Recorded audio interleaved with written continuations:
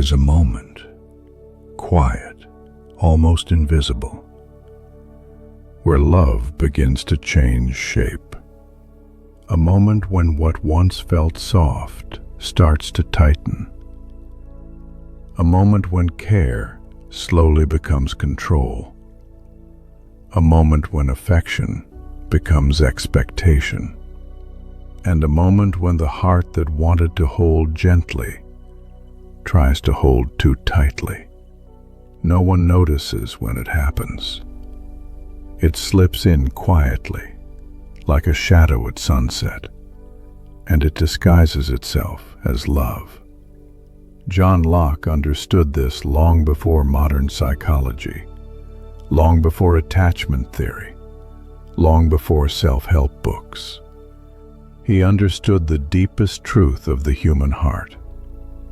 Where there is no freedom, there can be no real love. Because love is not something you own. It is something you witness, something you honor, something you walk beside, but never imprison. Locke believed that a soul must be free to think, to choose, to feel freely, or it loses itself. He believed the mind is sacred territory, and he believed that whenever someone tries to control another person's emotions, thoughts, or choices, the soul quietly begins to suffocate. And maybe that is what happens to many of us. We don't set out to control. We don't start with selfish desires. We start with fear. Fear of losing someone. Fear of not being enough. Fear of being abandoned again. Fear of being replaced. Fear of not mattering. Fear disguises itself as love. And Locke would tell us that what we call love is sometimes only fear wearing a gentle mask. So let me take you into this story. Your story, my story. The story of every human being who has ever loved deeply. A story about the two great needs inside the human heart. The need to connect, and the need to remain free. And real love, healthy love, must protect both. Locke said that the mind is born free, like a blank page.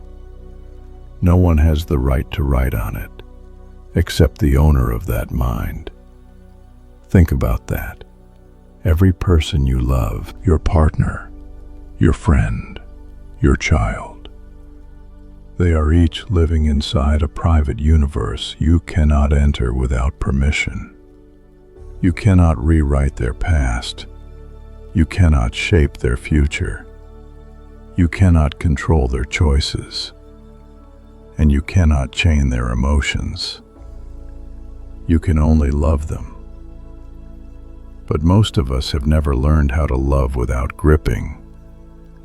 We have never learned how to care without attaching. We have never learned how to stay close without losing ourselves, or demanding that the other person lose themselves. So Locke gives us a lesson, a gentle but powerful reminder. If love costs someone their freedom, it's not love, it's ownership. And ownership destroys the very thing it tries to keep. The story of two hands. Let me tell you a story, simple but unforgettable. A young man once asked an old philosopher, "How do I keep someone I love?" The philosopher smiled. He took the young man's hand and placed a small, delicate bird in it. "Hold it too tightly," he said, "and it will die." He then placed another bird in the young man's other hand. "Hold it too loosely, and it will fly away." The young man looked at both hands, confused. "How do I hold it then?" he finally asked. The philosopher answered, "Hold it with presence, not with pressure." This is the entire lesson Locke tried to give the world. Love is not a cage. Love is not a contract. Love is not a guarantee. Love is a living being, and it can only survive when it breathes freely. Love and freedom are twins. Locke believed that freedom is the foundation of human dignity, that a soul without freedom is not alive, only surviving. And when you try to possess someone emotionally, you don't give them love, you give them fear. Fear of disappointing you, fear of losing your approval, fear of being judged, fear of being punished with silence, fear of being abandoned. And fear kills love. Locke said, "Love cannot grow where the mind is not free, because real love needs space. It needs respect. It needs boundaries. It needs patience. It needs the courage to say, 'I want you in my life, but I will not control your choices. I will not demand your obedience. I will not shrink your world so that I feel bigger in it.' This kind of love is rare, but it is the only love that survives. Why we cling. If you've ever held on to someone too tightly, if you've ever tried to control the story, if you've ever tried to protect your heart by limiting another person's freedom, it wasn't because you were selfish. It was because you were scared. Locke said that humans learn everything from experience, and many of us learned love through wounds. We learned that people leave. We learned that trust breaks. We learned that promises dissolve. We learned that affection fades. We learned that giving too much hurts. So we try to create security by controlling the outcome. But Locke gives us a powerful truth. You cannot control a heart into staying. You can only love it into choosing you. Trying to control someone is like trying to hold water with clenched fists. The tighter you grip, the faster it slips through your fingers. Where love ends and fear begins, there is a gentle line between love and possession. Love says, "I want you to be happy, even if your happiness sometimes grows outside my expectations." Possession says, "I want you to be happy, as long as your happiness fits inside my comfort zone." Love says, "I choose you freely." Possession says, "You must choose me, or I will feel abandoned." Love says, "I respect your decisions." Possession says, "Your decisions must revolve around me." Love says, "I trust you." Possession says, "I fear losing you." Locke is very clear. Love born from fear is not love. It is dependency. And dependency is loud, unstable, anxious. Dependency says, "Without you, I am nothing." But love says, "With you, I am more. But without you, I still exist." The courage to let a soul be itself. Locke believed that every human holds the right to their inner world, their thoughts, beliefs, choices, dreams, and mistakes. So the greatest gift you can give someone you love is simple.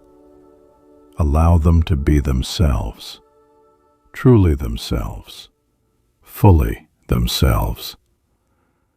Not the version you prefer, not the version that makes you comfortable, not the version that stays predictable, not the version that keeps you unafraid. The real version, And if they grow, you grow with them. If they change, you learn to understand them. If they need space, you honor it. If they have dreams, you support them.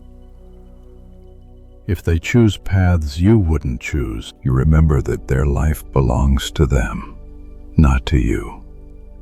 Love is not about shaping someone into a safer form. Love is about witnessing who they become as they rise into themselves.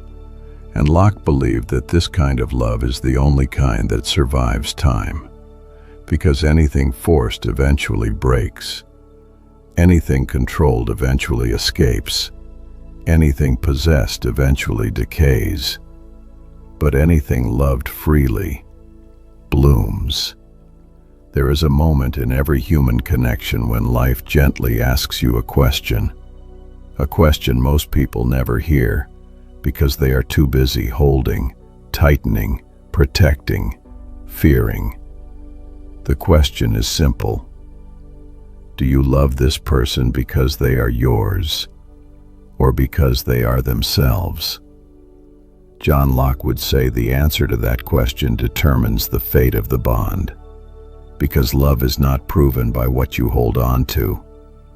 Love is proven by what you can let be. Locke believed that every human being carries a private inner world, a space that belongs to them alone, their thoughts, their experiences, their freedom to choose, and in that private space lives their ability to grow. So when you love someone, you stand at the door of that inner world, not forcing your way in, not owning it, not reshaping it, but waiting, with patience, with curiosity, with respect. He once wrote that no man's knowledge can go beyond his experience. And when you think about it, this means each person you love is on their own journey, shaped not by your expectations, but by their life, their history, their lessons, their way of seeing the world. And so Locke's philosophy reveals something beautiful. Love is not about merging two souls. It is about walking beside another soul while allowing them to remain whole. The unspoken fear we all carry when people say, "I'm afraid of losing you." What they are really afraid of is losing the control or certainty they thought they had. But love was never meant to be a cage you place around another heart. Locke's approach to human nature teaches that the desire to possess someone comes from insecurity, not love. And insecurity is not a flaw.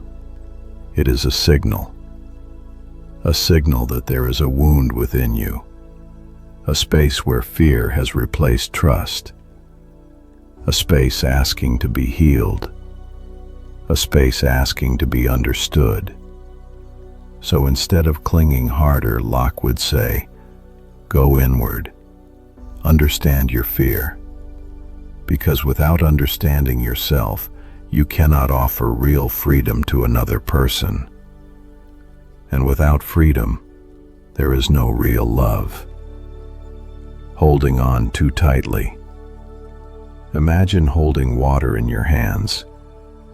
If you hold your hands gently open, the water rests peacefully in your palms. If you tighten your grip, the water slips through your fingers. Love is the same. The moment you try to control someone's path, their friendships, their dreams, their pace of growth, their way of thinking, their way of expressing love, you do not protect the relationship. You suffocate it. Locke believed that the most dangerous illusion humans fall into is the belief that they can own another person's mind or choices. He argued again and again that freedom is the foundation of human life, and if you take someone's freedom away, you take their humanity away. So in love, the message becomes, if you want love to stay, give it space to breathe. The quiet strength of non-possessive love, There is a kind of love that is pure and calm, the kind that sits beside someone and says, "I choose you, not because you belong to me, but because you are free." This is not a weak love. It is a stronger love than most people ever experience, because it takes courage to let someone be fully themselves. It takes emotional maturity to say, "I love who you are, not who I want you to be." And it takes deep spiritual grounding to understand what Locke insisted on.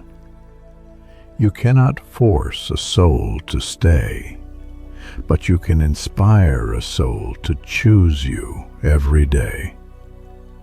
That is real connection. That is real intimacy. That is real love. Two souls growing instead of pulling. Locke believed that all knowledge, and therefore all growth, comes from experience. So when two people become partners in life, the most loving thing they can do is to support each other's experiences. Instead of asking, "Why aren't you more like me?" Locke's philosophy invites you to ask, "What new part of yourself are you discovering today?" Instead of demanding, "Stay close," you learn to say, "I trust you even when you walk far." Instead of trying to change someone, you become curious about their inner world. This shifts love from a battlefield to a garden, a place where growth is shared, but not controlled, where two souls remain individuals, yet walk the same path, not fused into one, but aligned. When love hurts, the misunderstanding of possession. Many relationships fall apart not because the love disappeared, but because possession grew where love once lived. When someone says, "You're mine, you should think like me, choose like me, live like me," what they are really saying is, "I don't trust your freedom." But Locke believed trust is the only soil where love can survive. Without trust, love becomes a cage. With trust, love becomes a home. So when love begins to hurt, when fear begins to rise, Locke would ask, "Are you loving the person in front of you, or are you trying to own them?" The answer changes everything. The beauty of choosing each other every day. The most profound relationships in life are not built on possession. They are built on two people who wake up every day and choose each other, freely, willingly, without force. Locke teaches us that identity is not fixed. We are all changing, evolving, learning, becoming. So the highest form of love is not, "I will keep you the way you are," but, "I will walk with you as you grow, and grow with you as I walk." This is the love that lasts, the love that heals, the love that frees both souls instead of trapping them. And so the story continues. Two souls meet. They recognize something in each other, a softness, a familiarity, a sense of peace. But this time they do not cling. This time they do not turn love into ownership. They do not turn fear into control. They do not turn tenderness into rules. This time they follow Locke's quiet wisdom. Let them be free. Love them anyway, and watch how deeply they choose you. And in that freedom, a new kind of peace is born. A love without chains, a connection without fear, a bond without cages, a love that feels like breathing, natural, effortless, alive, a love strong enough to stay, because it is free enough to grow.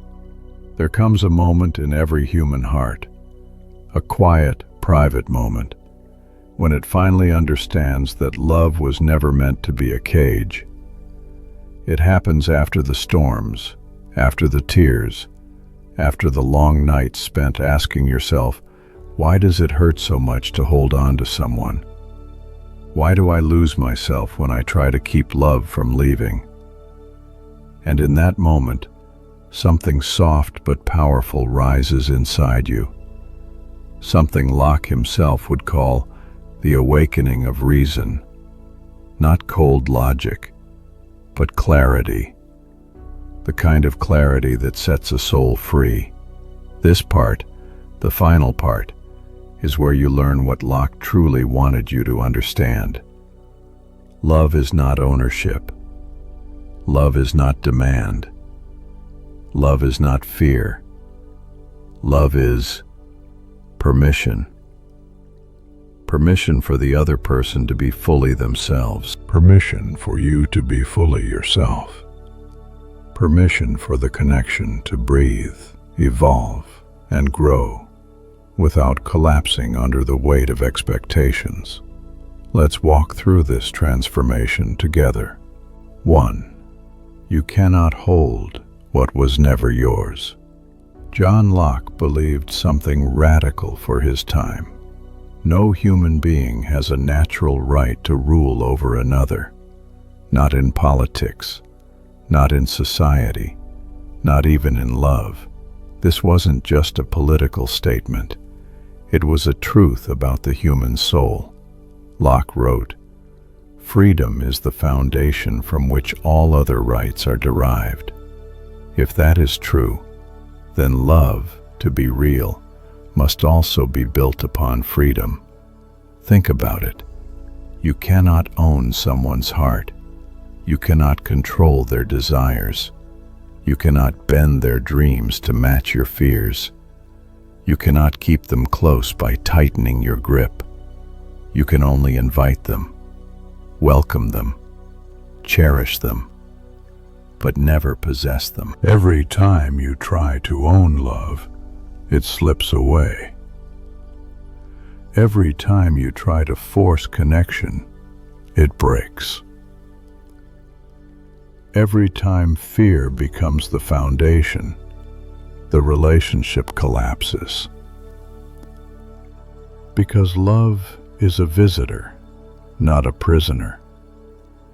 And visitors stay, not because you locked the door, but because the home you created feels safe.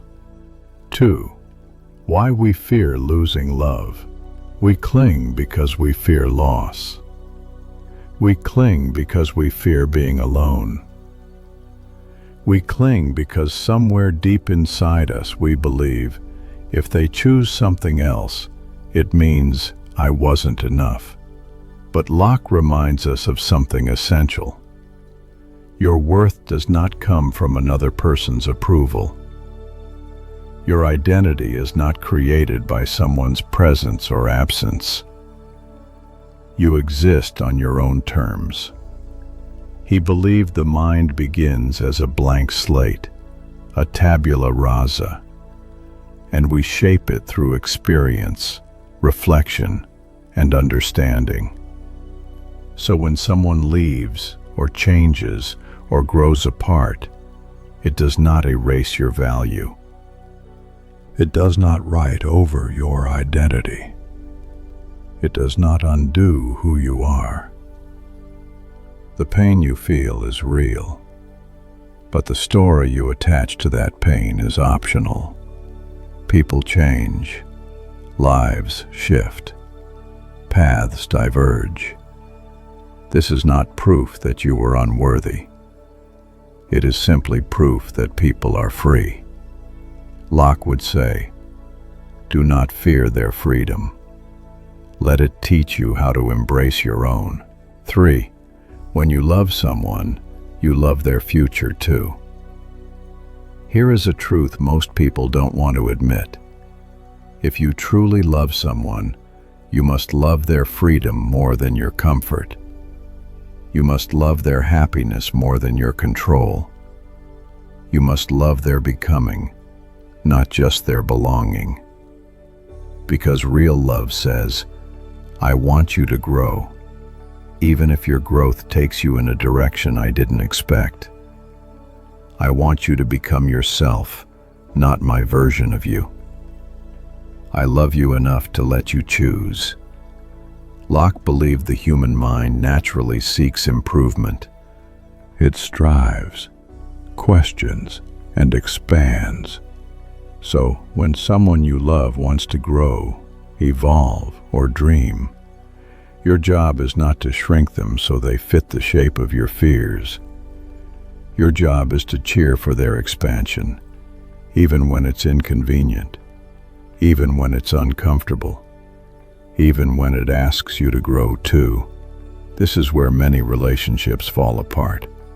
One person grows, and the other tries to stop them. But when love is free, you grow together, not by holding each other tightly, but by rising side by side. 4. The gentle strength of non-possessive love. A love built on freedom is not weaker. It is not colder. It is not detached. It is stronger because it is honest. It is deeper because it is chosen.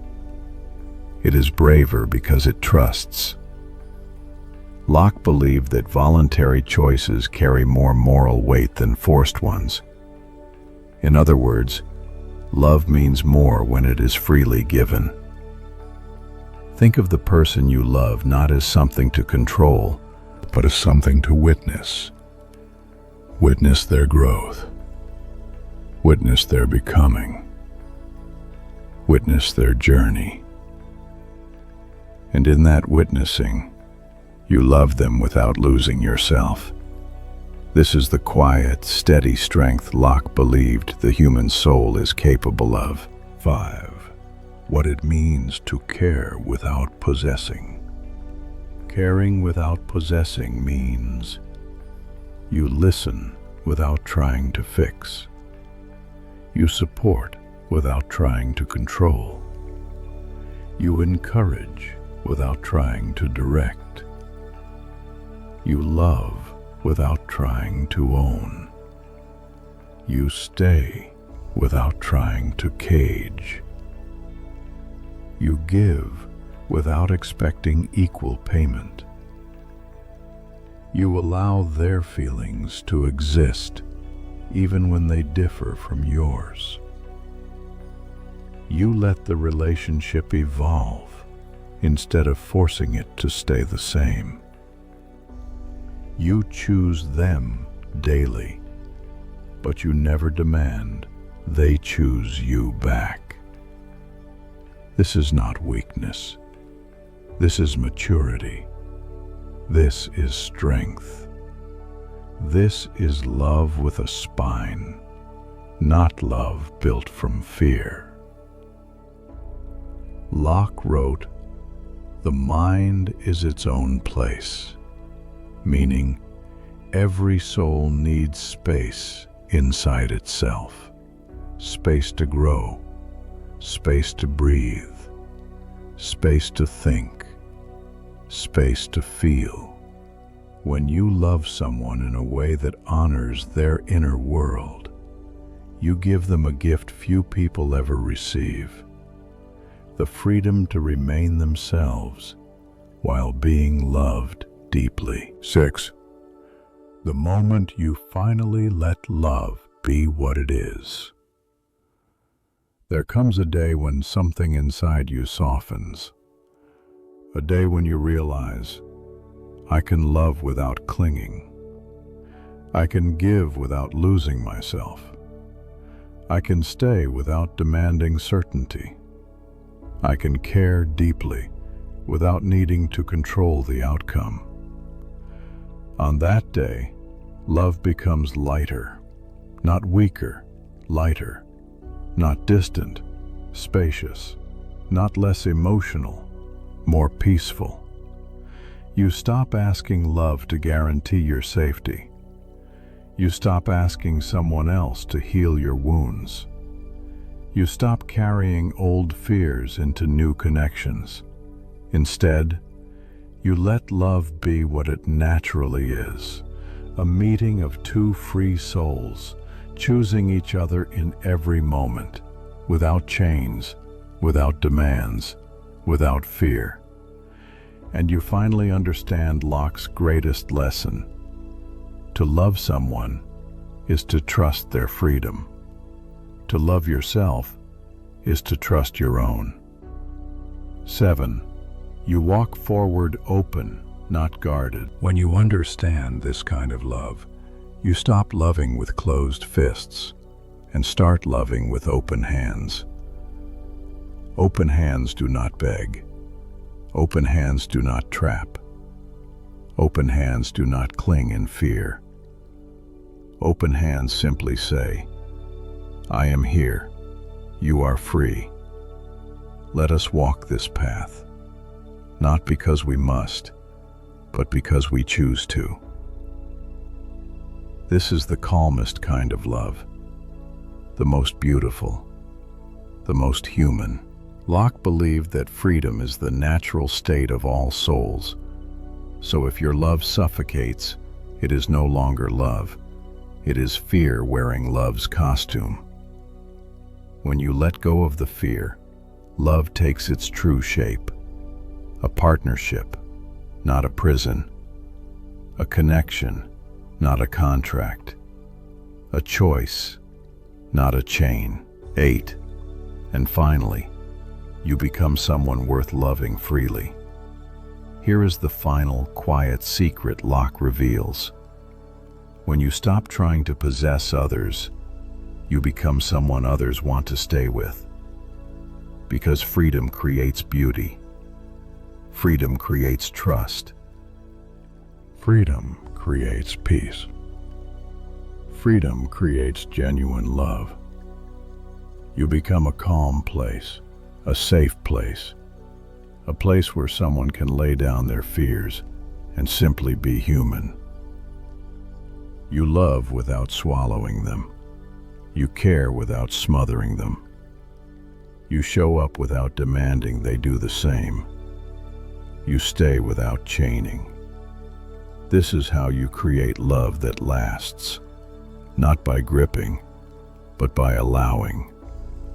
Not by fear, but by presence. Not by ownership, but by respect. Love like this changes people. It heals, it softens, it empowers, it liberates. Because real love, the kind Locke believed in, does not make the world smaller. It makes the soul larger. There is a kind of silence that comes after all storms, a silence not of emptiness, but of understanding. It's the silence you reach when the heart finally stops fighting itself. It's the quiet moment when you exhale and realize you don't have to hold someone tightly in order to love them deeply. John Locke would say that this moment, this gentle internal shift, is the beginning of freedom in love. He believed that a person is not an object, not a possession, not a guarantee, not a thing that you have. A human being is a mind, a consciousness, a soul that continues to grow and change, always. Love that tries to freeze someone eventually breaks. Love that allows someone to evolve becomes unbreakable. And so, our story continues. The return to the garden. The young man who once tried to hold love in the palm of his hand wandered back to the garden where everything began. The first time he walked through this garden, his heart was full of longing, desperate, searching, afraid to lose. Every flower reminded him of what he wanted to keep forever. This time, the garden felt different. There was no rush, no fear, no ache pulling at his ribs. He walked slowly, letting the cool evening air move across his skin, listening to the soft songs of the leaves. Each step felt lighter, as if the ground itself wanted him to feel free. Is this what love without possession feels like? He wondered. This peace, this calm. He sat beside the old bench, the same one where he once worried that love could slip away at any moment. But tonight, that anxiety was gone. He remembered Locke's words. The mind is always in motion. To love someone is to love what they are becoming, not what you insist they remain. The young man whispered these words to himself like a prayer. He looked at the path where she used to walk. He looked at the flowers she once admired. He looked at the sky, where he once imagined a future he tried too hard to control. And then, he finally understood. Love wasn't meant to be a cage. It was meant to be a wind, something that moves freely, something that touches but does not bind, something that inspires but never imprisons. He smiled softly, as if forgiving his past self for not knowing better. When she returned, days later, she returned to the garden. But everything had changed. The moment she saw him, she expected the old tension, the questions, the fears, the invisible pressure. But he wasn't the same man. His eyes were calm, his voice gentle, his presence peaceful. There was no, "Where were you?" No, "Why didn't you?" No, "What does this mean?" No fear pretending to be love. Just space, just respect, just warmth. "You look different," she said quietly. "I feel different," he replied. They walked together slowly, as if learning a new language.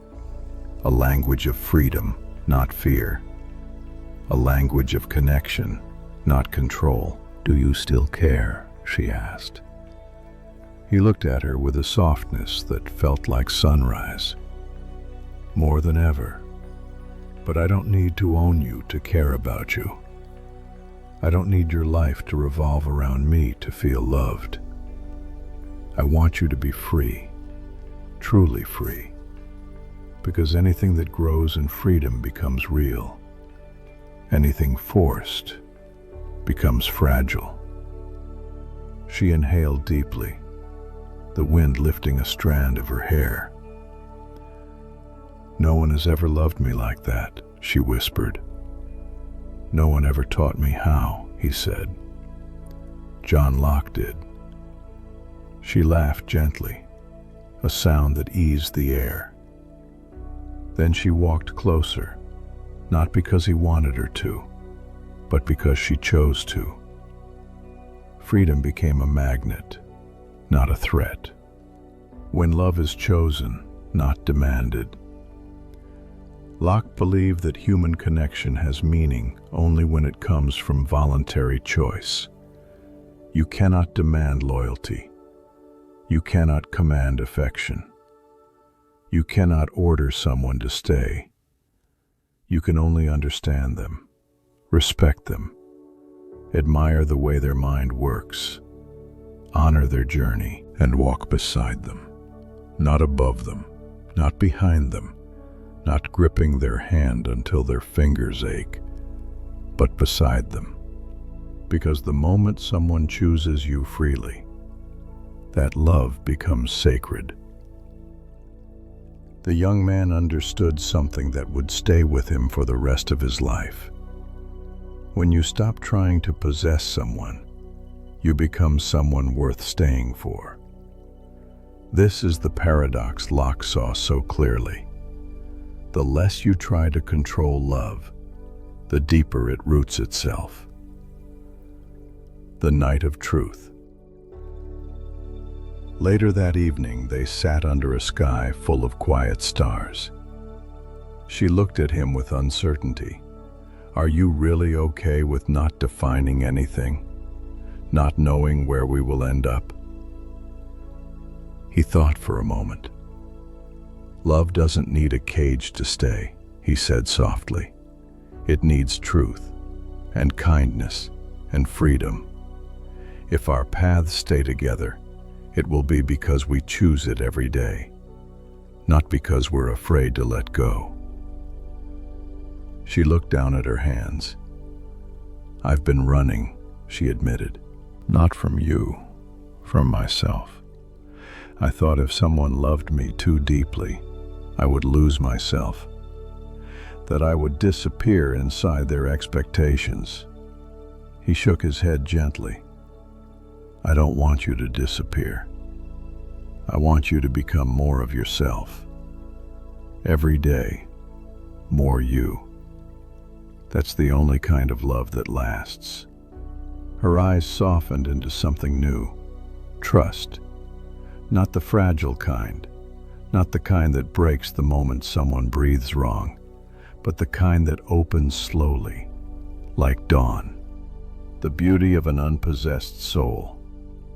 There is a moment in every love story when the heart quietly decides, I will love you without fear. I will love you without ownership. I will love you without trying to rewrite your destiny. And in that moment, love transforms. It becomes gentle. It becomes spacious. It becomes peaceful. Locke believed that the human soul blooms when it is free, and any relationship that suffocates the soul becomes a prison, no matter how sweet the walls are painted. But a connection that protects each person's freedom becomes a sanctuary. A place where two minds grow. A place where two souls nourish each other. A place where love becomes a garden, not a chain. The final lesson. Love must be an invitation, not a demand. As the night grew deeper, the young man and woman sat quietly, feeling the air between them. Not heavy anymore, but open, alive, full of possibility. I used to think love meant holding on as tightly as I could, he said. But now I know. Love is holding space. She nodded. And I used to fear that loving someone meant losing myself. But now I see. Real love helps me return to myself. Locke would have called this moment the meeting of two conscious beings, individuals choosing each other without fear, without pressure, without the illusions of ownership. She reached for his hand, not out of obligation, not out of fear, not to keep him from leaving, but because she wanted to. And he held her hand not as an anchor, but as an invitation. In that moment, he understood Locke's lesson fully. The only love worth having is the kind that chooses you freely. Epilogue. When hearts walk together by choice. Weeks passed, months passed. Their relationship grew, not perfectly, but truthfully, not without disagreements, but without fear, not without flaws, but without possession. There was laughter, there were tears, there were long conversations under warm lights. There were days when they walked separate paths, and days when they held each other close. But always, always with respect. And there, quietly blossoming between them, was the kind of love Locke believed in. A love built on freedom. A love rooted in choice. A love wide enough for two souls to grow inside it. In time, the young man realized that caring without possessing didn't weaken love. It strengthened it. It made it truthful. It made it gentle. It made it real. He had learned the rarest lesson of all. You can love someone deeply without trying to own their life. You can care for someone profoundly without holding their wings. And the moment you stop trying to possess love, love finally arrives.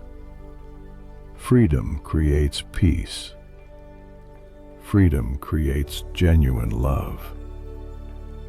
You become a calm place, a safe place, a place where someone can lay down their fears and simply be human. You love without swallowing them. You care without smothering them. You show up without demanding they do the same. You stay without chaining. This is how you create love that lasts, not by gripping, but by allowing, not by fear, but by presence, not by ownership, but by respect. Love like this changes people. It heals, it softens, it empowers, it liberates. Because real love, the kind Locke believed in, does not make the world smaller. It makes the soul larger.